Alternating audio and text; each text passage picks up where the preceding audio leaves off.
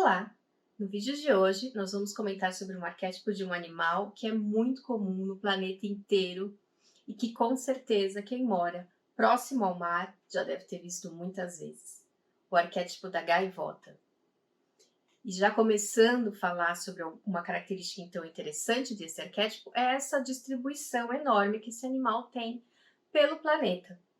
Ele é um daqueles arquétipos que vai nos remeter à conquista, à liberdade, à abertura de caminhos, não só pelo voar, que já traz isso, né, para nós humanos que não voamos. Arquétipos de pássaros sempre trazem essa ideia de liberdade de alguma forma, porque nós estamos aqui na Terra, né?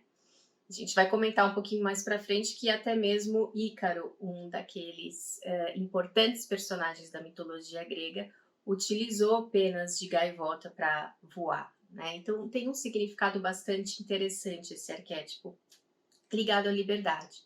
E quando a gente se depara com um pássaro que, além de, claro, voar, voa muito bem, faz manobras muito interessantes no ar, é muito capaz de caçar de várias maneiras e que, além de tudo, está no planeta inteiro, presente no planeta inteiro, a gente amplia mais ainda essa questão da liberdade.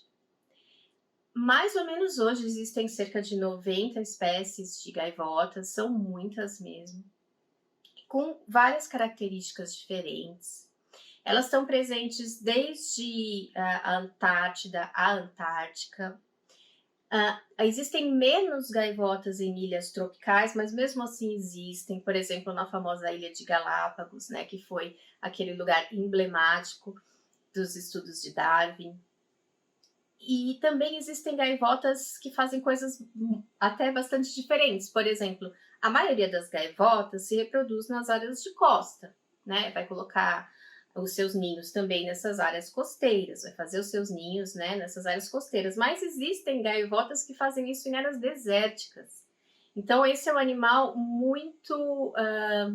com muitas características diferentes e ele parece bastante nesse sentido com a raposa e com o guaxinim, porque ele é um animal que ele se vira em qualquer lugar. E assim como a raposa e o guaxinim, ele é um animal que se dá muito bem em áreas urbanas, por exemplo. Que ele vê uma oportunidade, ele vê algo que é interessante para ele e ele rapidamente cria uma nova estratégia de como que ele vai conseguir aquela comida, como que ele vai se adaptar àquele lugar. Ela é muito adaptável. Então, é um arquétipo que traz essa coisa da gente se adaptar a qualquer situação, da gente ter liberdade de ir para qualquer lugar. Ele falar da gaivota, a gente enche o peito, assim, porque ela nos traz isso. Eu vou para qualquer lugar, eu me adapto a qualquer coisa, eu sou capaz de tudo, eu não tenho medo de nada, eu caço o que eu quiser. A gaivota é assim. E falando um pouco sobre essa questão das cidades, em algumas cidades litorâneas a gaivota é até mesmo considerada uma praga por algumas pessoas, porque ela se adapta tão bem à vida em cidades que eu acho que vocês até devem ter visto alguns vídeos na internet de gaivotas roubando batatinha frita de gente que está comendo no restaurante, ou a salsicha do cachorro quente de alguém, entrando em lojas, roubando coisas dentro de lojas. E tem um vídeo até que uma gaivota percebe que a porta é automática, fica esperando a porta abrir, entra dentro de uma loja, pega um pacotinho de salgadinho e sai. Então é um animal muito inteligente e é um arquétipo excelente para quem gosta de viajar e conquistar o mundo, né? Porque ela realmente voa por aí, se adapta a tudo, para ela não tem tempo ruim. A gaivota realmente é um pássaro que faz o que ela quer. Se ela consegue pegar essas coisas, inclusive em barcos, né? E esses barcos pesqueiros que trazem, que ficam pescando peixes em grandes quantidades, eles atraem muitas gaivotas e outras aves marinhas, né? E até isso até modificou a presença de certos barcos pesqueiros em alguns lugares do oceano de forma recorrente, modificou a maneira de algumas espécies de gaivotas procriarem. Elas procuraram procriar mais próximo desses locais onde estão sempre esses barcos pesqueiros. Então elas realmente se adaptam, realmente se adaptam. E se não tiver isso, né, porque claro, não existiam humanos, né, fazendo grandes pescas sempre na história da vida das gaivotas. Então, se elas estão num lugar onde elas não têm isso, ou não tem uma cidade para roubar uma batatinha, elas são excelentes caçadores, mas assim, excelentes. Elas comem qualquer coisa, estrela do mar, ouriço, caranguejo, qualquer peixe, até outras aves menores, ovos de outras aves, tudo. E elas caçam muito bem, são extremamente inteligentes. Elas podem pegar, por exemplo, um caranguejo que é difícil de abrir, levar lá para cima e tacar ele lá de cima para ele quebrar e comer. Então, realmente, é o arquétipo do viajante, é o arquétipo, eu diria até parecido um pouco com a carta do louco, do tarô, que é aquela primeira carta que é um arquétipo de se jogar, o arquétipo do louco, né? A gente não sabe o que vai acontecer, a gente não tem a menor ideia de onde a gente está indo, mas a gente está indo, a gente tem fé, tem aquela até ingenuidade, né? Que faz bem até, porque é bom, a gente está esperando o melhor da vida e a gente se joga e a gente fala, eu vou me virar, qualquer coisa que acontecer. Então, o arquétipo da gaivota tem muito a ver também com o arquétipo do louco. Uma outra estratégia interessante de alimentação da gaivota é procurar onde estão as baleias e golfinhos e grandes mamíferos, por exemplo, se alimentando no oceano, porque as baleias elas fazem aquele, por exemplo, as orcas, elas às vezes elas circulam grandes cardumes, coisas assim, e fica aquele cardume ali, aqueles peixes pulando muito fácil para a gaivota pegar. Então, ela tem esse hábito, ela é oportunista. Mas às vezes a gente pensa oportunista como uma palavra negativa, né? Mas na verdade, se a gente for pensar, ela é um oportunista quem busca uma oportunidade. Então a gaivota ela tá sempre ligada. Se tem uma oportunidade dela se alimentar, que vai ser mais fácil, que ela vai pegar mais peixe e que ela vai precisar fazer menos esforço, pode ter certeza que ela vai estar lá. E aí, oportunidades como essa na nossa vida, às vezes aparecem e a gente deixa passar, né? Porque nós não estamos presentes, nós não estamos no presente, né? Ou nós estamos pensando no passado, ou nós estamos pensando no futuro, e muita coisa boa passa por nós, sem que a gente perceba. Então, o arquétipo da gaivota vai trazer essa questão também da presença, estar presente, para aproveitar as melhores oportunidades que a vida traz. Falando um pouquinho sobre a questão da reprodução, como eu disse, a reprodução é feita principalmente nas áreas costeiras. As gaivotas formam pares que são geralmente para a vida, elas são monogâmicas. E o casal vai construir junto o ninho em um lugar onde elas vão todas juntas, geralmente, para fazer um ninho, em uma colônia. Então, nessa colônia, elas vão todas juntas, né? E cada uma busca o seu lugarzinho, geralmente é o mesmo lugar, que elas voltam todo ano, o par já busca aquele lugar que escolheu sempre, cada um tem seu lugarzinho, e vai fazer lá a reprodução. Essa questão é muito interessante porque, apesar da gaivota voar pelo mundo inteiro, e ser muito livre, e ser muito assim, aquele arquétipo do viajante, ela faz tudo isso, mas ela também é fiel ao parceiro. Ela não é um animal que vai ter vários parceiros, ele é um arquétipo que engloba isso. Ela é fiel ao parceiro e fiel ao bando, à família.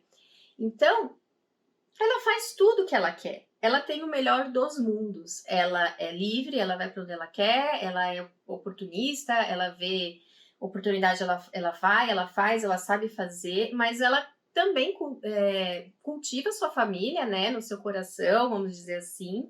É importante para ela essa questão da família, da proteção, ela se une à família, ao bando, para poder reproduzir, porque isso cria uma proteção, eles estão juntos nessa, e ela também tem seu parceiro. Ela prova pra gente que dá para fazer tudo. A gaivota realmente é um pássaro bastante interessante. Então, os dois, o pai e a mãe, vão cuidar dos filhotinhos também, e vão alimentá-los juntos. Geralmente a mãe fica mais na questão da proteção e o pai vai pegar o alimento. Mas eles fazem toda essa questão de trabalho em conjunto muito bem. E é uma coisa bem interessante também, porque se vocês já viram muitas gaivotas juntas, é um caos, né? Nós achamos que é um caos, porque é uma gritaria, aparece um peixe e uma vai lá que tenta pegar o peixe da outra, é uma zona, parece assim, aquela né, aquele carnaval, aquela gritaria, aquela confusão. Ah, só que, se a gente for ver, tá tudo no seu lugar certo pra gaivota. Ela sabe onde é o ninho dela, ela sabe o que ela tem que fazer, cada uma tá no seu ninho, cada uma tá protegendo a outras, mas é aquela coisa assim, aquela gritaria, aquela confusão, aquilo que pra gente parece um caos geral. Quando elas estão no chão, né? O que é muito diferente de quando elas estão voando. Você olha e fala, nossa, que coisa, né, leve, bonita, suave. E no chão é aquela gritaria, aquela coisa, e briga por peixe, não sei o quê.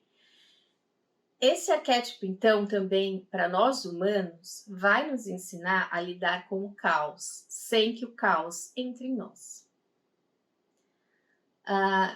Muitas mitologias ao redor do mundo, em muitas culturas, falam sobre o caos. Principalmente colocando o caos como algo que existia antes da ordem, antes das coisas serem ordenadas e passarem a existir. Então, por exemplo, na mitologia egípcia, nas mitologias egípcias, né, porque existem várias cosmogonias dentro da mitologia egípcia em si, de modo geral, eles acreditavam que antes havia o caos e que deste caos surge, às vezes, um ovo, às vezes a divindade cria as coisas por palavras, às vezes por sons, e as coisas começam a se ordenar e as coisas começam a existir, mas o caos não deixa de existir. O caos está lá e ele é perigoso. O caos pode acabar com a ordem, pode acabar com o mundo. Então, essa questão dessa dualidade entre o caos e a ordem, ela faz parte do nosso inconsciente coletivo. Ela faz parte de nós, porque nós também temos uma parte consciente, uma parte inconsciente que é talvez um pouco caótica para o consciente, né? Talvez ela não seja tão caótica assim, mas para o consciente nosso ela é caótica, a gente não consegue compreendê-la de uma forma lógica. E aí nós vemos a gaivota no caos total, no caos total, no caos total, e de repente ela sobe. E tá lá em cima e tá tudo aquela coisa linda e calma e tranquila, e aquele vento. Então, nos ensina que existem momentos na nossa vida que sim, nós vamos ter que lidar com caos, com nossas sombras, com falta de controle, com falta de sossego mesmo, né? Mas não é sempre assim. Isso é uma fase. E nós temos que saber passar pelas fases e estar no nosso melhor em cada fase. O arquétipo da gaivota vai trazer essa força bastante bonita para nós. Por serem animais comuns no mundo inteiro, né, em áreas de costa, é claro que as gaivotas aparecem em muitas mitologias. Então, selecionei algumas para que a gente possa conversar sobre o que significa esse arquétipo dentro dessas mitologias. Na mitologia celta, existe a história de Dylan. Dylan era um garoto que foi abandonado por sua família, por sua mãe, e foi criado por um tio.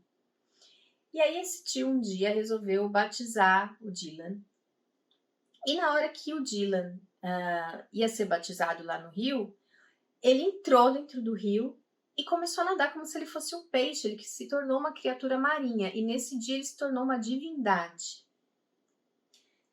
Aí, ele continuou morando nas águas dos rios e dos mares, e um dia ele viu uma família, ele estava lá na água e viu na terra uma família, um pai com 3 filhas, muito feliz com essas 3 filhas, e ficou com muita inveja, porque ele nunca teve essa família. Então ele ficou muito bravo, e essa raiva dele se transformou numa onda gigante que chegou lá nessa casa e matou as filhas, não o pai. Só que ele se arrependeu instantaneamente de ter feito isso, de ter sentido essa raiva. E aí ele transformou estas filhas em 3 gaivotas, e assim nasceram as gaivotas. E aí a lenda conta que quando esse pai ia para a praia, ele chamava as filhas e as gaivotas vinham. É legal esse mito, porque fala dessa raiva que a gente tem e de como a gente faz coisas sem pensar, né? A gente, de repente, tem um gatilho que vem da vida, né? Nós vemos alguma coisa que ativa algo em nosso inconsciente que a gente não tá esperando, mas o nosso inconsciente sempre sabe, né? Sempre vai lá direto na ferida, direto nas nossas lembranças. E aí a gente grita com alguém ou faz mal para alguém e a gente nem sabe por quê. E se a gente tivesse parado para pensar 2, 3 segundos, a gente não teria feito isso. Então esse mito é interessante. E se liga com a questão da gaivota saber lidar com o caos que eu estava conversando com vocês. A gaivota lida com o caos. Ela não sai que nem uma doida, se jogando para cima das outras só porque tá tudo caótico, gritando. Não, aquilo lá é o caos, ela sabe lidar, tá tudo certo, tudo bem, daqui a pouco ela tá fazendo outra coisa. Então é interessante. Bem, como eu disse, as gaivotas também aparecem no mito grego de Ícaro. E esse mito começa com o pai de Ícaro, que é Dédalus, que foi contratado por um rei para construir um labirinto para prender um minotauro. O minotauro é uma criatura com corpo de homem e cabeça de touro, que era um monstro e que exigia sacrifícios recorrentes nessa cidade para que ele não destruísse a cidade inteira. Mas isso é um mito para outro dia. Resumindo, esse labirinto que Dédalus criou deveria conter esse minotauro lá dentro. Mas um dia, um homem, né, chamado Teseu, resolveu, por outra coisa que é para outro mito também de outro dia, que ele iria ali matar o minotauro. Muito bem. Ele entrou no labirinto, não conseguiu sair, matou o minotauro, mas não conseguiu sair, e aí Ariadne, que o amava, foi buscá-lo. E o Dédalus foi quem falou para ela: olha, você pega esse fio, amarra aqui fora e vai andando aí por dentro, porque na hora que você achar ele, você volta com o fio. Mas o rei que tinha mandado construir o labirinto não gostou nada dessa ideia, não gostou, tinha lá os seus motivos, não gostou nem que mataram o minotauro, nem que ele ensinou a Ariadne como é que saía do labirinto e falou: não, ninguém vai saber sair desse labirinto mais não, isso aqui, esse labirinto é meu, eu construí, eu tenho meus motivos aqui para usar, e como punição, você, Dédalus, e seu filho Ícaro vão ficar presos aqui nesse labirinto, então, para você aprender a não contar mais nada para ninguém, até vocês morrerem. E aí pegou os dois, colocou lá no meio do labirinto sem fio nenhum. E nem mesmo Dédalus que sabia sair de lá mais, nem mesmo ele que tinha construído, porque ele construiu também, fez uma coisa tão boa, que ele não sabia mais sair de lá. O que é bastante interessante, né? Então aí nós temos essa questão dele ter construído uma coisa tão bem, uma proteção tão forte para segurar um monstro, ou seja, um impulso do inconsciente, uma sombra dele mesmo, vamos dizer assim, nossa mesmo, para que aquilo nunca apareça para ninguém, que ele mesmo se prendeu ali. Ou seja, ele não soube lidar com o próprio caos, com as próprias sombras. E aí, olha só que interessante, o filho dele dá um jeito, arruma lá umas penas de gaivota que tinham caído, que é um animal que sabe lidar com o caos, e arruma uma cera de abelha ali, e ele e o pai constroem asas para sair do labirinto. Com uma gaivota, que sabe lidar com o caos, mas que sabe subir aos céus. E dá certo, eles sobem, eles começam a bater as asas e vão. Só que o Ícaro começa a ficar tão maravilhado que ele tá voando, acho que tão incrível que ele vai indo cada vez mais alto, cada vez mais alto. E o pai fala para ele: não vai, porque o sol vai derreter essa cera, você vai cair. E dito e feito, ele vai e cai no mar porque a cera se derrete.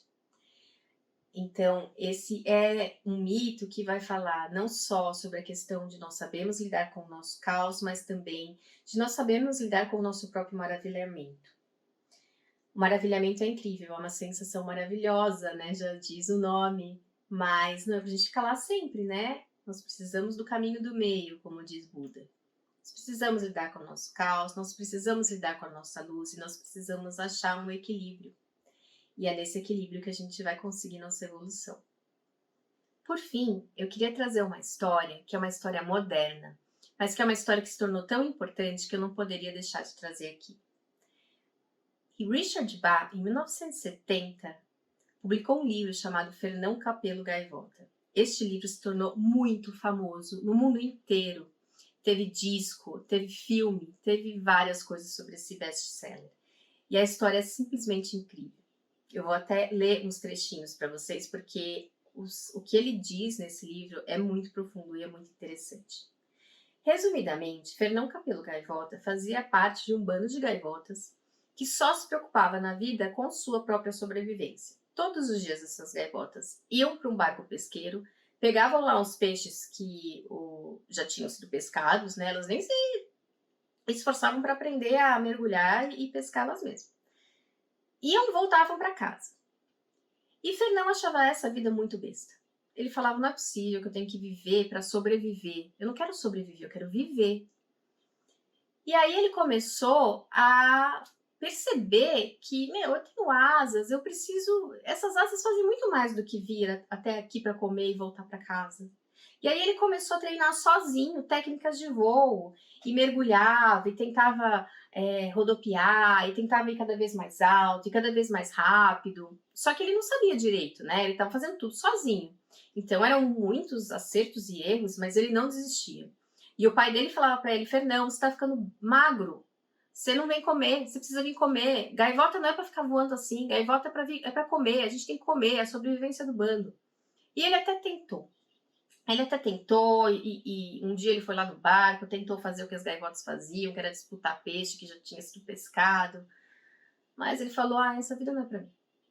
E aí começou a treinar de novo. Até que um dia ele conseguiu fazer um mergulho e voltar, fazer uma curvatura perfeita, assim, muito rápido e voltar. E ele falou assim, vou mostrar que eu fiz isso para as outras gaivotas no meu bando, que a hora que elas virem isso, elas vão todas querer fazer comigo. E aí ele fez isso. No dia que elas estavam lá comendo, se alimentando, ele foi lá e se exibiu. Fez essa manobra maravilhosa. O que deu? Ele foi chamado para falar com os anciãos do bando, e os anciãos do bando falaram, olha, você é uma gaivota muito irresponsável. Você não se alimenta, você está dando um mau exemplo para todo mundo aqui. Para que ficar fazendo esses negócios de voo? Isso aí não serve para nada e você está expulso. Aí ele ficou muito triste. E ele foi expulso para os penhascos do fim do mundo. Esses penhascos eram muito altos. Então, o que Fernão ficava fazendo? Ele continuou treinando de um lado do penhasco, porque ele não conseguia ultrapassar esses penhascos. Ele ficou vivendo a vida ali, treinando. Até que um dia apareceram duas gaivotas e começaram a imitá-lo. Começaram a fazer as mesmas coisas que ele fazia. E aí as gaivotas chegaram para ele e falaram, Fernão, vem com a gente tem um bando muito legal, esse bando você vai gostar, nesse bando a gente busca ser mais o nosso melhor, a gente busca pelo nosso melhor. Aí ele fala, não posso, porque eu não consigo ultrapassar o penhasco aqui. Aí elas falam, consegue sim, vem com a gente. E com a ajuda delas ele passa, e aí ele pensa, nossa, eu sou muito mais capaz do que eu achei que eu fosse, que legal. E aí ele encontra esse bando, e nesse bando era exatamente isso, eram gaivotas que queriam mais, que queriam saber mais da vida, que queriam saber de tudo que elas poderiam fazer, que queriam ir além das coisas comuns. E aí ele encontra um mestre nesse bando, que se chamava Sullivan, e entre muitas coisas que Sullivan lhe ensinou, ele disse para ele, são necessárias 10.000 vidas para perceber que há mais na vida do que comer, brigar ou ter poder no bando. Mais 100 vidas para começar a aprender que há algo como a perfeição. Mais outras 100 vidas antes de entender que a nossa finalidade é encontrar e sustentar essa perfeição. E por perfeição ele quer dizer a divindade em nós.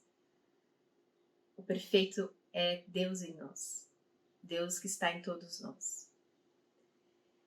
E Fernão acha aquilo tão incrível, tão bonito, acha aquilo tão evoluído, que ele começa a achar que ele morreu e foi para o céu, na verdade, né? E aí ele pergunta para Sullivan, aqui é o céu? E Sullivan lhe diz, o céu não é um lugar, nem um tempo. O céu é um ser perfeito. Você começará a tocar o céu no momento em que alcançar a velocidade perfeita. A velocidade perfeita não é um número, porque todo número é um limite, e a perfeição não tem limite. A velocidade perfeita está lá. É lindo, né? Então, ele fala muito sobre estar presente, fala muito sobre estar na nossa essência.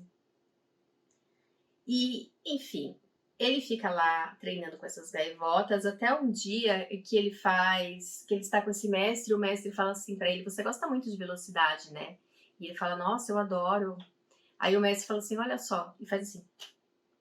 E nesse segundos ele vai pro infinito e volta. Ele some, desaparece e volta. E Fernão fala: como você conseguiu ser tão rápido assim? E aí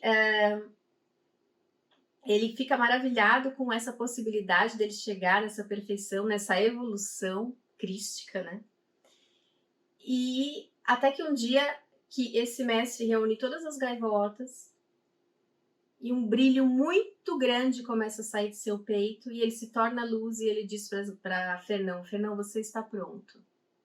Pode voltar para o seu bando. E Fernão volta. Fernão volta porque ele fala: agora eu vou voltar e vou levar essa possibilidade incrível para aquelas gaivotas, mesmo que elas não aceitem, eu vou levar. Eu quero que todo mundo sinta o que eu estou sentindo, eu quero que todo mundo tenha a oportunidade de evoluir. E aí ele volta. E no começo aquela coisa estranha, ninguém entende muito, né? Ninguém aceita muito, mas ele continua lá se exibindo, mostrando o que as gaivotas poderiam fazer, até que uma das gaivotas se interessa. E o nome dessa gaivota era Francisco. E Francisco se torna discípulo de Fernão. Fernão ensina tudo que ele sabia para Francisco. Ensina sobre a evolução, sobre ter leveza no coração, ensina sobre o amor.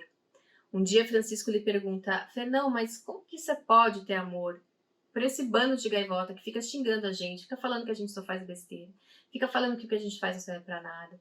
E ele diz: Francisco, eu amo a gaivota perfeita que existe dentro de cada gaivota. E é por elas que eu estou lutando. Olha que bonito isso. Parece uma frase de Jesus, né? Amar a essência de todos, amar a todos como a si mesmo é amar a essência de Deus. Bem, Fernão fica com Francisco e com outros discípulos, porque com o tempo isso começa a crescer, crescer, crescer e muitas gaivotas começam a seguir Francisco e Fernão Capelo Gaivota. Até que Fernão faz a mesma coisa que seu mestre fez. Ele atinge a perfeição, a iluminação, se ilumina e diz para Francisco: Francisco, agora é com você. E aí Francisco fica lá tentando levar os ensinamentos de Fernão para todas aquelas gaivotas. Só que com o tempo ele percebe que a maioria daquelas gaivotas não está realmente interessada na iluminação, na espiritualidade.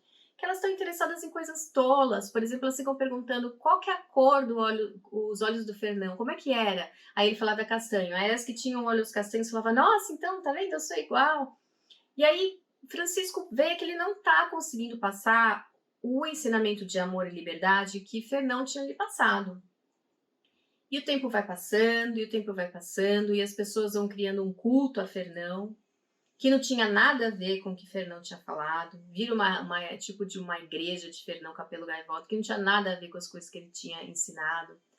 E o tempo vai passando e vai passando, né? Francisco morre, muitas gaivotas morrem, passa bastante tempo. E Fernão se torna uma lenda. Ninguém mais lembra direito. Aí um dia uma gaivotinha pergunta para uma gaivota mais velha: quem que era esse Fernão que as pessoas ficam falando? E ela fala assim: é uma lenda que as pessoas contam de que tinha uma gaivota que conseguia rodopiar, atingir velocidades incríveis, caçar de um jeito maravilhoso. Mas a gente não consegue fazer isso, isso é bobagem, isso é lenda, isso não existe. O tempo passou e surgiu uma gaivota chamada Antônio. Antônio começou a achar que aquela vida de comer peixe pescado por outros em barco era muito sem graça.